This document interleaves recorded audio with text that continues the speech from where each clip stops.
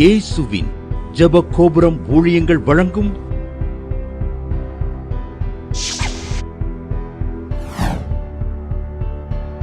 நம்பிக்கையிலே சந்தோஷமாயிருங்கள்.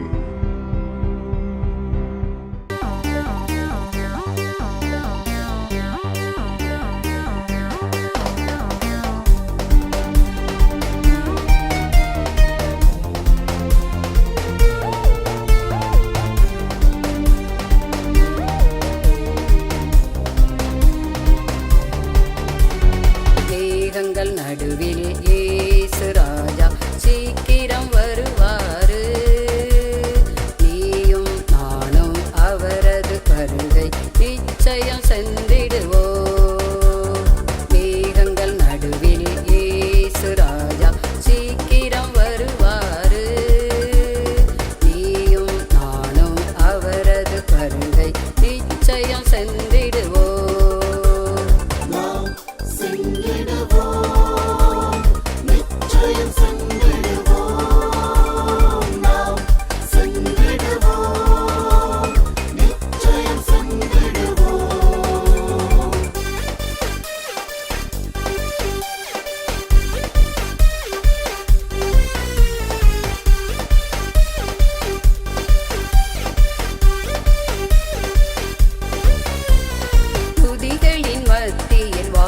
செய்யும் தூயாதி தூயவரை போற்றிடுவோம்.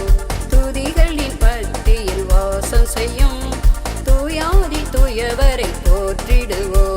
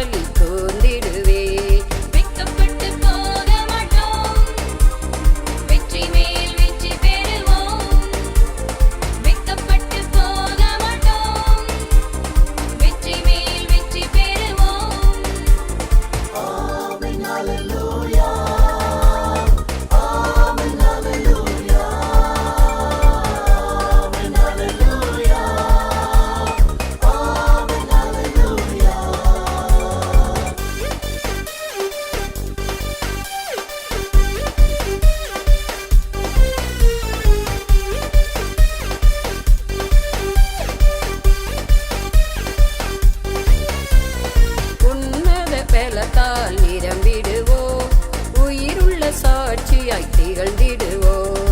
உன்னத பலத்தால் நிரம்பிடுவோம், உயிருள்ள சாட்சியாய் திகழ்ந்திடுவோம்.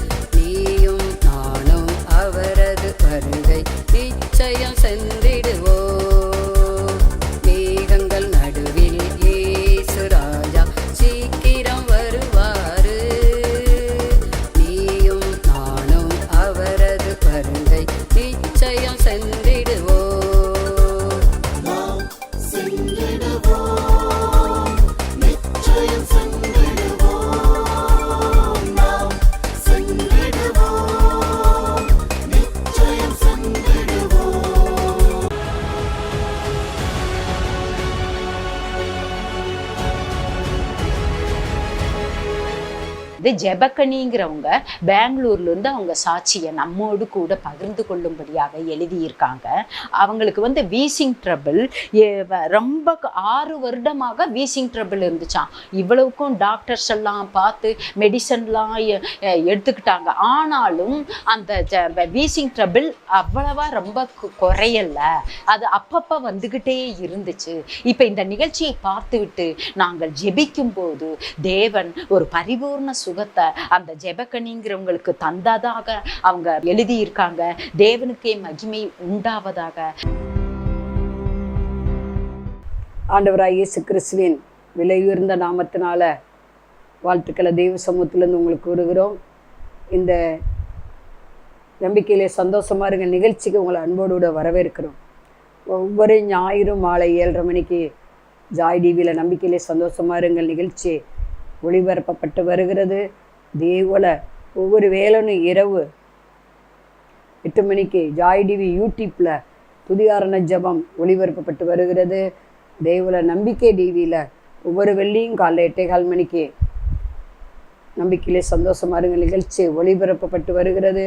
தொடர்ந்து இதை நீங்கள் பாருங்கள், பயனடையுங்கள், இதுக்காக ஜெபம் பண்ணுங்கள், முடிந்த காணிக்கை அனுப்பி இந்த ஊழியங்களை தாங்குங்கள். தேவனால் எல்லாம் கூடும் பத்திரிகை ஊழியமும் சுமார் 13 ஆண்டுகளாக நடக்கிறது. நேருக்கு அது புரோஜனமாக இருக்குன்னு சொல்கிறாங்க. அதில் எல்லா பகுதியும் இருக்கும். சிறுவர் பகுதி, வாலிப பகுதி, குடும்ப பகுதி, பைபிள், விசேஷ வாக்குத்தத்த செய்தி, ஊழிய செய்தி, பெண்கள் பகுதி, எல்லா பகுதியும் இருக்கும். சாட்சிகள் வரும். நிறைய சாட்சி வந்தால் நாங்கள் அதில் போட மாட்டோம். 7 சாட்சிகள் ஒரு பரிபூரணமாக அதை செலக்ட் பண்ணி போடுகிறோம். தொடர்ந்து இந்த பத்திரிக்கை உங்களுக்கு வேணும்னா நீங்கள் எங்களுக்கு ஃபோன் மூலம் தெரிவிக்கலாம் அல்லது SMS பண்ணலாம். நாங்கள் உங்களுக்கு அனுப்பி வைப்போம். அதுக்கு அநேகர் கேட்குறாங்க எவ்வளவு சந்தான்னு. ஆவியானவர் ஆண்டவர் சொல்லவில்லை சந்தா. அதனால் நாங்கள் அது பத்திரிக்கையில் ரூபா போடலை, வருஷ சந்தா போடலை, மாத சந்தா போடலை. கர்த்தரே இந்த 13 வருஷமாக யார்கிட்ட பேசுகிறாரோ அவங்க காணிக்க அனுப்புவாங்க. அதை கொண்டு தான் இந்த ஊழியம் நடக்கிறது. எங்களுக்கு ஒத்தாசை வரும் வருவதற்கு நேராக கண்களை ஏறெடுக்கிறோம். வானத்தை பூமி உண்டாக்கின கர்த்தரிலிருந்து எனக்கு ஒத்தாசை வரும்னு தாவீது சொன்னது தான் நாங்களும் சொல்லுகிறோம். அல்லேலூயா. தலையை தாழ்த்தி ஜெபம் பண்ணுவோம். பரலோக பிதாவே, நாங்கள் சோத்திரிக்கிறோம், துதிக்கிறோம். ஆவியானவரே இறங்குவீராக. கதா கலரவோ இந்த ஆண்டவரே இந்த டிவி நிகழ்ச்சிக்கு விரோதமாக வானமடத்தில் பொல்லாத ஆவிகளோ, இப்பிரபஞ்சத்திலோ அதிபதிய சேனைகளோ, பொல்லா சாத்தானோ, தீசக்தி வல்லமையிலோ எழும்பாதவர் இவை எல்லாவற்றையும் நசனா இயேசு கிறிஸ்துவின் அதிகாரம்லாம் நாமத்தான் கட்டேன்னு கட்டு பார்த்தழுகிறோம். தெய்வ பிரசன்னத்தை, தெய்வ சமாதானத்தை, இயேசு ரத்தத்தின் வல்லமையை, பரிசுத்தாவின் ஆளுகையை, பிதாவின் சித்தத்தை, அற்புதங்கள், அடையாளங்களை இந்த தெய்வ செய்திக்குள்ளே கட்டவிழ்த்து விடுகிறோம். இதை பார்க்குற ஒவ்வொருவரையும் உடைய கிருபையினால் நன்மையினால் முடிச்சிட்டு வீராக. இதை பார்க்குற யாராக இருந்தாலும் என்னென்ன குறைவு இருந்தாலும் கிறிஸ்தேசு மகிமையில் நிறைவாக்கப்படுவதாக. ஒரு ஹரிஹாபாபாலாபாரபா, ஒரு அபோதிகாபாபாலாபாரபதி கசேலரபா, ஒரு பௌதகர பலிபாரபதி கபபா. ஆமேன். கர்த்தராகிய நான் உங்களை எல்லா தீமைக்கு விலக்கி காப்பேன் என்று கர்த்தர் சொல்வதற்காக நன்றி. இனி கொடிய காலம் வரப்போகிறது. ஒரு கிரியை செய்யக்கூடாத ராக்கால வரப்போகுது. மகாபெரிய உபத்திரவ காலம் வரப்போகுது. பஞ்சங்கள் வரப்போகுது. இவை எல்லாவற்றிற்கும் உங்களை நான் விலக்கி காப்பேன் என்று கர்த்தர் வாக்கு பண்ணுவதற்காக நன்றி. சிங்க குட்டிகள் தான் தாழ்ச்சரையும் பட்டினியாக கிடக்கும். ஆனால் கர்த்தரை தேடுகிற உங்களுக்கு ஒரு குறைவு வராது என்று ஆவியானவர் தெளிவாக சொல்லுகிறதுக்காக நன்றி நன்றி நன்றி. அந்த விபச்சார பாவத்தை விட முடியலேன்னு பார்த்துக்கிட்டு இருக்கீங்க. கர்த்தருடைய ஆவியானவர் அல்லேலூயா அதுலேருந்து விடுதலை தருகிறார். அல்லேலூயா. சமாரியா ஸ்திரீயை விடுதலை கொடுத்தது போல அப்படிப்பட்டவங்களுக்கு கர்த்தர் விடுதலை தருகிறத பார்க்குறேன். அல்லேலூயா. இருக்க குடிகாரர்கள் வருஷக்கணக்காக குடிச்சுக்கிட்டு எனக்கு விட முடியல, உடன் நினைக்கிறீங்க ஆனால் முடியலைங்கிறீங்க. ராபா அதிகா முடியாததை மனிதனால் கூடாதவைகள் தேவனால் கூடும். வரவா ஓ ரபா இக்கா ஷபலபா ரபா திகா பாபாலா வரவோ. குடிப்பழக்கத்துக்கு அடிமையாக இருக்கிறவர்கள் நசனா இயேசு நாமத்தில் மனம் திரும்புவார்களாக, ரட்சிக்கப்படுவார்களாக, குடியை விடுவார்களாக. அல்லேலூயா அல்லேலூயா. கராபோ டெட்டு அநேக முறை எழுதி ஃபெயில் ஆகிட்டே வர்றீங்க. அல்லேலூயா. கர்த்தர் சொல்லுகிறார், அல்லேலூயா, இதுவரையும் கண்ட எகிப்தினை இனி காண மாட்டேன். அடுத்த எக்ஸாமில் கர்த்தர் வெற்றியை தருவேன்னு சொல்லுவதற்கா நன்றி. இயேசு நாமத்தை பிதாவே ஆமென். இந்த நாளில் எங்கூட தேவ செய்தியுடைய தலைப்பு மரித்தேன் ஆனாலும் இதோ சதா காலங்களில் உயிரோடு இருக்கிறேன். வெளிப்படுத்தின விசேஷம் 1ஆம் அதிகாரம் 18வது வசனம். ஆண்டவர் சொல்றார், நான் மரித்தேன் ஆனால் சதா காலம் உயிரோடு இருக்கிறேன். ஒரே முறை மரிப்பதும் பெண்மணியாய் திருப்பு அடைவதும் மனுஷனுக்கு நியமிக்கப்பட்டது இருக்கிறது. அநேகர் 7 பிறப்பு 5 பிறப்புன்னு சொல்கிறாங்க. அதெல்லாம் பொய். ஒரே தடவை தான் மரணம் வரப்போகுது. ஆகவே மரிக்கும் முந்தி நம்ம மனம் திரும்பணும். மரித்த பிறகு மனம் திரும்ப சான்ஸே கிடையாது. ஒரே ஒரு வாழ்வு அது கர்த்தருக்காக கொடுக்க வேண்டும். ஆண்டவர் நம்ம மரிக்க வேண்டிய இடத்துல அவர் மரித்தார். ஏன்? பாவத்தின் சம்பளம் மரணம். பாவம் செய்கிற ஆத்துமா சாகும். எல்லாரும் பாவம் செய்து தேவ மகிமையை இழந்தாங்கன்னு பார்க்குறோம். ஆண்டவர் நல்லவங்களா நம்ம இருக்கும்போது நம்மை தேடி வரல, பாவிகளாக இருக்கிற போது தேடி வந்தார். பாவிகளை ரட்சிக்க கிறிஸ்தேசு உலகத்தில் வந்தார். ஆண்டவர் மரிக்காமல் இருந்திருந்தால் நீங்கள் நானும் பாவத்திலேயே இருந்து பாவத்தை அதிகமாக செய்து நரகத்துக்கு போயிருப்போம். நரக தண்டனையிலிருந்து நம்மளை கர்த்தர் விடுதலை கொடுக்கும்படி தான் அவர் மரணத்தை ருசி பார்த்தார். நான் மரிக்க வேண்டிய இடத்துல அவர் மரித்தார். இயேசுவை சிலுவையில் அடித்து அவர் பாடுபடப்பட்டு அவர் மரிக்கும் முன்பாக நடந்தது நமக்கு தெரியும் இல்லையா? எல்லாரும் பல கொலைகள் பண்ணின, பல திருடு பண்ணின பொல்லாத பர்னபாஸ், அவனை எல்லா ஜனங்களும் பிலாத்து ராஜாவுக்கு முன்பாக பர்னபாஸை விடுதலை பண்ணு, பர்னபாஸை விடுதலை பண்ணுன்றாங்க இல்லையா? ஆனால் இவரை சிலுவையில் அறையுங்க. ஏன்? கொலைகாரங்களுக்காக அவர் மரிச்சிருக்கிறார். பிசாசின் பிடியில் அகப்பட்டவங்களுக்காக அவர் மரித்தார். ஏனெனில் அங்கே நம்ம பார்க்குறோம், நமக்காக அவர் என்ன செஞ்சார்? மரணத்தை ருசி பார்த்தார். பாவத்தின் சம்பளம் மரணம். ரோமர் 6:23 சொல்லுகிறது. அதே போல் ரோமர் 7:13 பாவமே எனக்கு மரணமாயிற்றுன்னு சொல்கிறாரு பவுல். அதே போல் எபிரேயர் 2:14 மரணத்துக்கு அதிகாரியாகிய பிசாசானவனை தமது மரணத்தினால் அழிக்கும்படி தான் அவர் மரித்தார். ஏன்னா கடைசியாக பரிகரிக்கப்படும் சத்துரு மரணம்தான். இந்த மரணம் சாத்தானுக்காக விதிக்கப்பட்டது, மனிதனுக்கு அல்ல. ஆனால் மனிதன் பாவம் செய்ததுனால நம்ம எல்லாருக்கும் தெரிஞ்சதுதான் இல்லையா? ஆண்டவர் விலக்கின அந்த கனியை ஏவாள் புசிக்கு முந்தி ஆதாமுக்கும் கொடுத்து புசித்ததுனால தான் அந்த மரணம் வந்ததுன்னு பார்க்குறோம். ஏன்னால் ஆண்டவர் சொன்னார், இந்த தோட்டத்தில் ஏதேன் தோட்டத்தில் நீ எல்லா கனிகளும் புசிக்கலாம், ஆனால் நன்மை தீமை அறியத்தக்க ஒரு கனி சென்ட்ரலில் இருக்குது, அதை நீ புசிக்கக்கூடாது. அதை புசிச்சேன்னா நீ சாகவே சாவாயின்ட்டார்.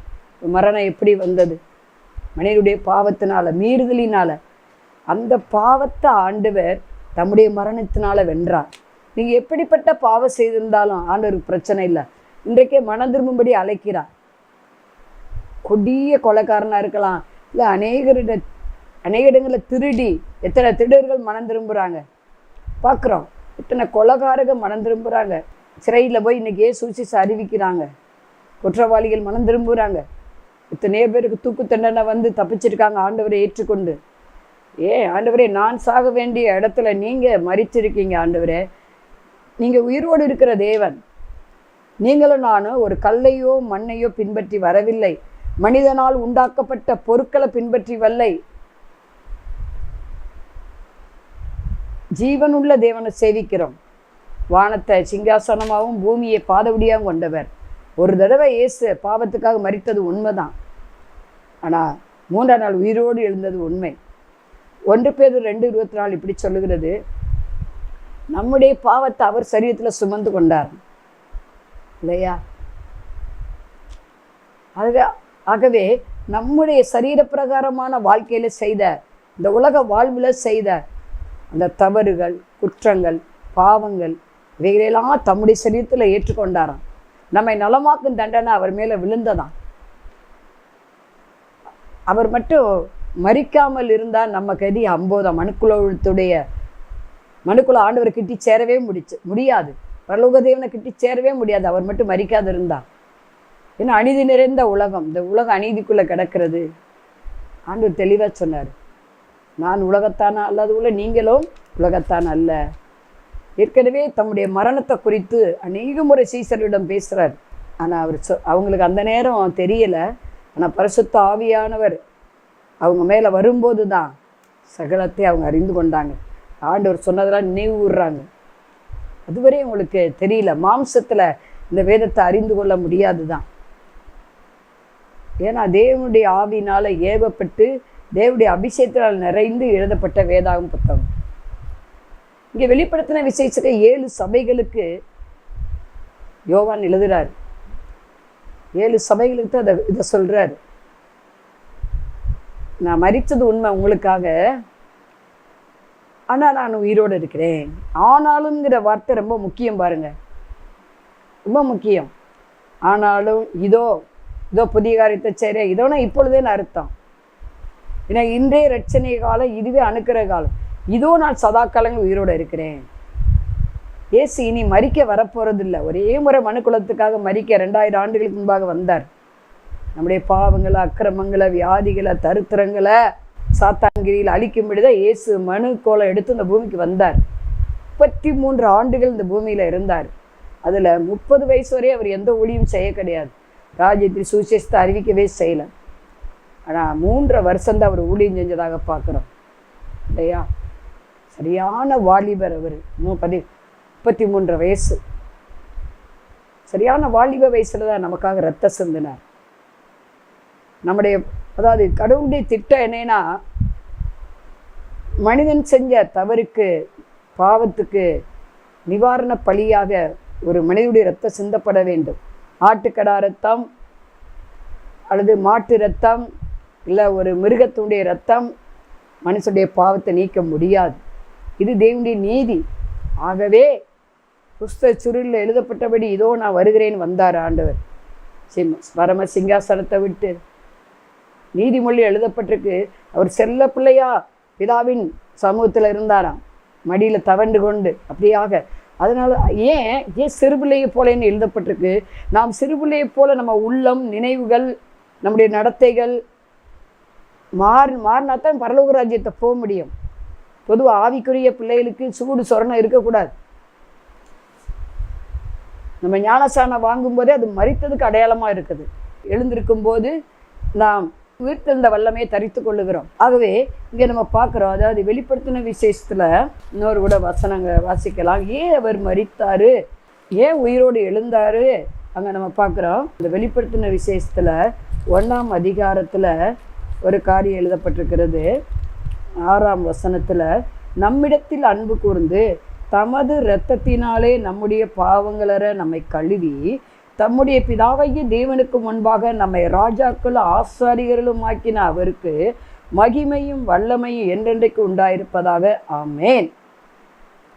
அடுத்த வசனம், இதோ மேகங்களுடனே வருகிறார், கண்கள் யாம் அவரை காணும், அவரை குத்தினவர்கள் அவரை காண்பார்கள், பூமியின் கோத்திரத்தார் எல்லாரும் அவரை பார்த்து புலம்புவார்கள், அப்படியே ஆகும். ஆமேன் என்று எழுதப்பட்டிருக்கிறது. சீக்கிரம் அவர் மத்தியாகத்தில் உயிரோடு இருக்கிறனால வரப்போறாரு, உயிரோடு வரப்போறாரு. நம்மை ராஜாக்களாகவும் ஆசாரியர்களாகவும் மாற்றும்படி தான் அவர் நமக்காக மரித்தார், ரத்த சிந்தினார். ஏன்னா ரத்த சிந்தை இல்லாமல் பாவ மன்னிப்பு கிடையாது. யார் யாரெல்லாம் அவரை விசுவாசித்து இயேசு எனக்காக மரித்தாரு, என் பாவம், சாவம், ரோகம், நான் செஞ்ச அக்கிரமங்கள், என்னுடைய தரித்திரங்கள் எல்லாவற்றையும் அவர் தமது சரீரத்தில் சுமந்துட்டாரு, அவர் இதுக்காகவே மரித்தாரு, என்னை நலமாக்கும் தண்டனை அவர் ஏற்றுக்கொண்டாரு அப்படின்னு யாரெல்லாம் விசுவாசிக்கிறவனுக்கு எல்லாமே கூடும். அவர் உயிரோடு இருக்கிறபடியால் நாம் உயிரோடு இருக்கிறோம். அதுதான் உண்மை. அல்லேலூயா. இன்றைக்கு அவருடைய திறந்த கல்லறை இஸ்ரவேல் தேசத்தில் பார்க்குறோம் இல்லையா? 3 நாள் உயிர் தெழுந்த அன்னைக்கு எத்தனையோ தலைவர்கள் மரித்திருக்கிறார்கள், அவர்கள் கல்லறையெல்லாம் மூடப்பட்டு தான் இருக்கிறது. ஆனால் இயேசு ராஜாக்களுக்கெல்லாம் ராஜா, எஜமான்களுக்கெல்லாம் எஜமான், அதிபதிகளுக்கெல்லாம் அதிபதி.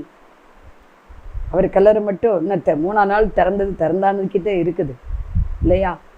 மரித்தேன் ஆனாலும் சதா காலங்கள் உயிரோடு இருக்கிறேன். முதலாக எதுக்கு அவர் மரித்தாரு, எதுக்கு உயிரோடு எழுந்தாருன்னா, நம்முடைய பாவங்களை, அக்கிரமங்களை தம்முடைய மரணத்தினால ஜெயிப்பதற்கு அவர் மரித்தார். அதுலேருந்து விடுதலை கிடைச்சி நாமும் ஜீவனுள்ள வாழ்நாளெல்லாம் ஜீவனுள்ள நன்மையை நம்ம பார்க்கும்படி, நன்மைங்கிருவி நம்மளை தொடரும்படி, ஜீவனுள்ள தேசத்தில் நாம் நடக்கும்படி, இந்த உலகத்தில் சொல்லுவாங்களா 6 இலிஞ்சாவி 100 இலிஞ்சாவும்பாங்க. மரணம் எந்த வயசு வேணாலும் வரலாம். ஆனால் நாம் மரித்தால், இந்த சரீரம் மண்ணுக்கு திரும்பினால் நம்முடைய ஆத்துமா எங்கே போகுது? ஆத்துமா ரட்சிப்புக்காகத்தான் தம்முடைய ஆத்துமாவை மரணத்தில் ஊற்றினார். அவ்வளவு வியாகுலப்பட்டார். ஏசாயா 53 அதிகாரத்தில் நம்ம பார்க்க முடியும். இன்னைக்கு அநேக தவறு பண்ணிட்டு மன்னிப்பு கேட்கலான்னு ஈஸியாக மன்னிப்புக்கே இன்னைக்கு மதிப்பு இல்லாமல் போச்சு.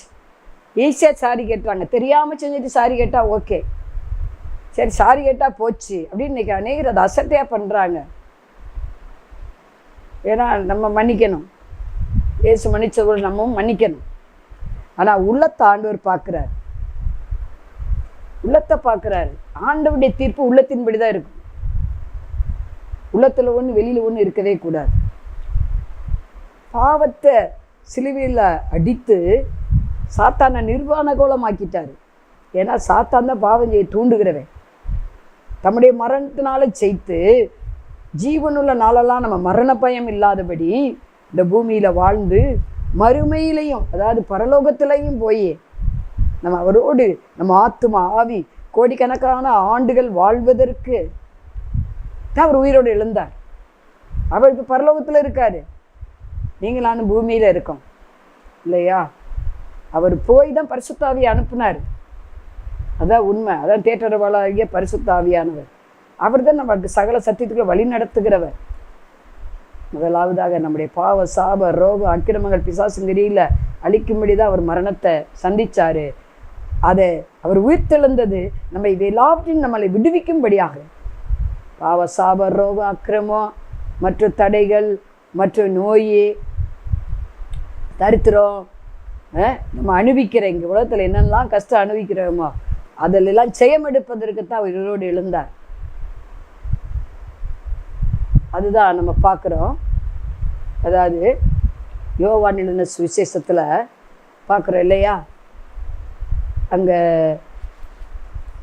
உலகத்தில் உங்களுக்கு உபத்திரவம் உண்டு, ஆனால் நீங்கள் என்ன செய்யுங்க, திறன் கொள்ளுங்கள், நான் இந்த உலகத்தை என்ன செஞ்சேன், ஜெயித்தேன்னு ஆண்டவர் தெளிவாக சொல்கிறார். யோவான் 16:33 சொல்கிறார் இல்லையா? அப்போ ஆண்டவர் எல்லாவற்றிலும் ஜெயம் கொடுப்பதற்கு தான் உயிரோடு எழுந்தார். கிறிஸ்துக்குள்ள எல்லா இடங்களையும் நம்மளை வெற்றி சிறக்க பண்ணுகிற தேவன். இஸ்ரவேலின் தேவனாக்கத்தை தூங்குவதும் இல்லை உறங்குவதும் இல்லை. எந்தெந்த காரியத்தை உங்களுக்கு ஜெய வேணும், வெற்றி வேணும், அது அவர் மரணத்தினால ஜெயித்து விட்டார். அந்த தோல்வியை ஜெயித்து விட்டார். அலையலூயா அலையலூயா கஷபலவரவா. சரி, அடுத்து நம்ம பார்க்குறோம் மத்தேயு 26:38. என் ஆத்மா மரணத்துக்கு ஏதுவான துக்கம் கொண்டு இருக்கிறது. இன்னைக்கு அநேகருக்கு பாருங்க, ஆத்மாவில் மரண பயம் இருந்துக்கிட்டே இருக்கும். வெளியே போனால் ஆக்சிடென்ட் ஆகிடுமோ, நம்ம செத்து போயிடுவோமோ, இல்லை கொள்ளை நோய் வந்து செத்து போயிடுவோமோ, இல்லை யாராவது ஒருத்தர் நமக்கு செய்வினை செஞ்சு நம்மளை சாகடிச்சிருவாங்களோ அப்படின்னு நிறைய என்ன பண்ணுவாங்க, ஃபீல் பண்ணிக்கிட்டே இருப்பாங்க. ஆண்டவருடைய ஆத்மா மரணத்தில் ஊற்றப்பட்டது. நம்ம நீடித்த நாட்களாக நாம் திருப்தி ஆகும்படி, அதாவது என்னாலே உன் நாட்கள் பெருகும், ஆயுசின் வருஷங்கள் விருத்தியாகும். நம்ம ஆத்மா எல்லாவற்றில் வாழ்ந்து சுகமாக இருக்கும்படி தான் அவருடைய ஆத்மாவை மரணத்தில் ஊற்றினார். இந்த ஆத்மா ஒன்று பாவம் செய்கிற ஆத்மா செத்து எங்கே போகும், நரகத்துக்கு போகும். அந்த ஆத்மாவை மீட்கும்படி தான் ஆண்டவர் மரணத்தை ருசி பார்த்தார். ஆத்மா வந்து கோடான கோடி ஆண்டுகள் வாழக்கூடியது. ஆவி ஆத்மா இந்த சரீரம் மண்ணிலிருந்து உருவாக்கப்பட்டவனால் மண்ணுக்கு அது திரும்பிடும். ஆகவே நம்ம ஆத்மா பிரியமானவனே, ஆத்மா வாழ்வது போல எல்லாவற்றிலும் வாழ்ந்து சுகமாயிரு, எல்லாவற்றிலும் வாழ்ந்து சுகமாக இருக்கத்தான் அவர் உயிரோடு எழுந்தார். முதலாவது பாவத்துக்கு மரித்து நீதிக்கு பிழைக்கும்படியாக, பாவத்திலிருந்து ஒரு மனிதன் விடுதலையாகி, ஒரு மனுஷி விடுதலையாகி பரிசுத்தமாய் வாழும்படிதான் அவர் உயிர்த்தெழுந்தார். இரண்டாவதாக நாம் ஜெயமுள்ள வாழ்வு வாழும்படி, எல்லாவற்றிலும் வெற்றி சிறக்கும்படி தான் அவர் உயிரோடு எழுந்தார். தோல்வியெல்லாம் ஜெயமாய் மாற்றுவதற்கு அடுத்து நம்ம பார்க்குறோம் 1 கொரிந்தியர் 15:26 பரிகரிக்கப்படும் கடைசி சத்துரு மரணம்.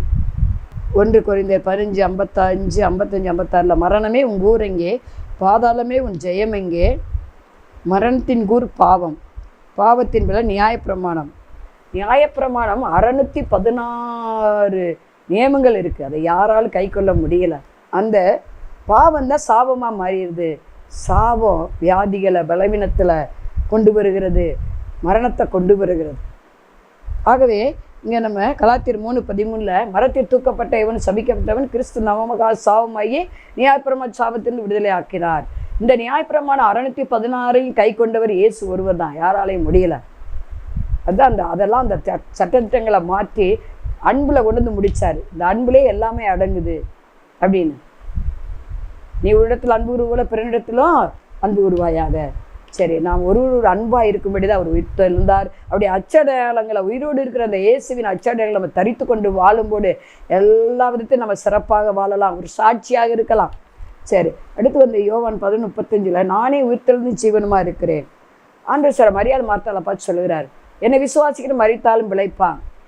இயேசு உயிரோடு இருக்கிறதுனால தான் லாசருவை உயிரோடு எழுப்பினார். செத்து 4 நாள் ஆச்சு இல்லை, என்ன செத்த பிறகு யாரும் எழும்புவது முடியாது. ஆனால் 4 நாள் கழிச்சு அவர் எழுப்புறாரு பார்த்தீங்களா. இப்போ ஒரு வேளை டாக்டர் உங்களை கைவிட்டுருக்கலாம்.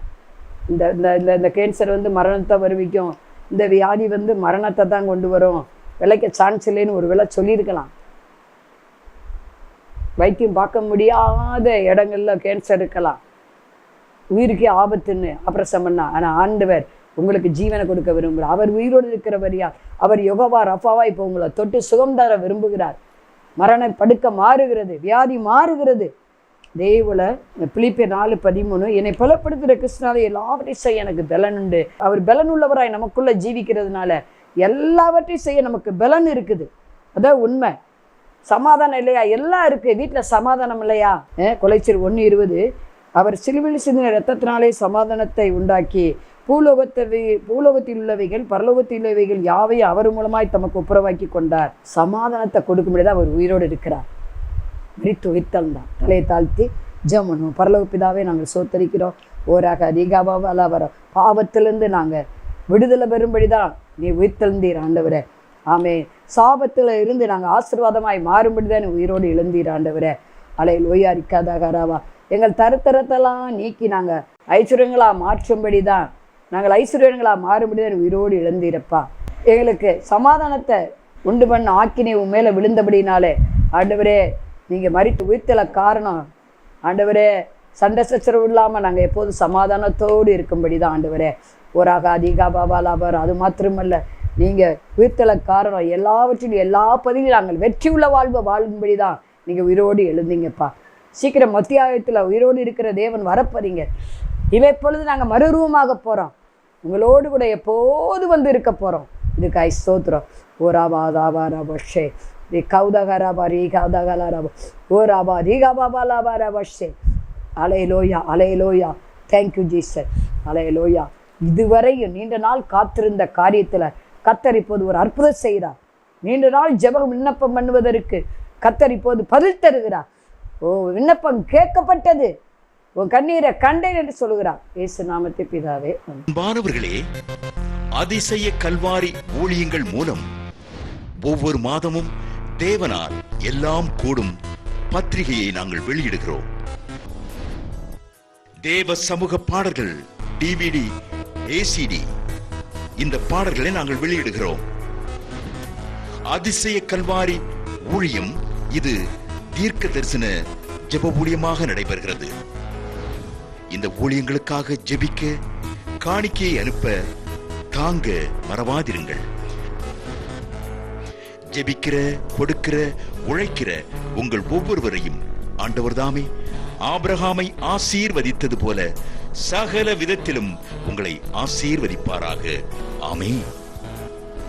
அன்பிற்குரியவர்களே, இந்த ஊழியத்தை உங்கள் காணிக்கைகளால் தாங்குபவர்களின் கவனத்திற்கு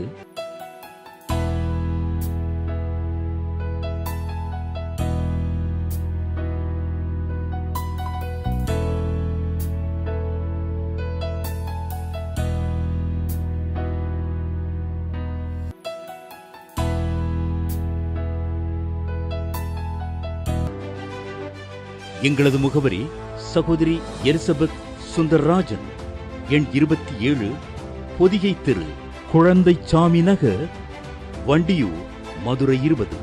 செல்போன் எண்கள் 9487 177765 9095 328172 மற்றும் 9443 930850.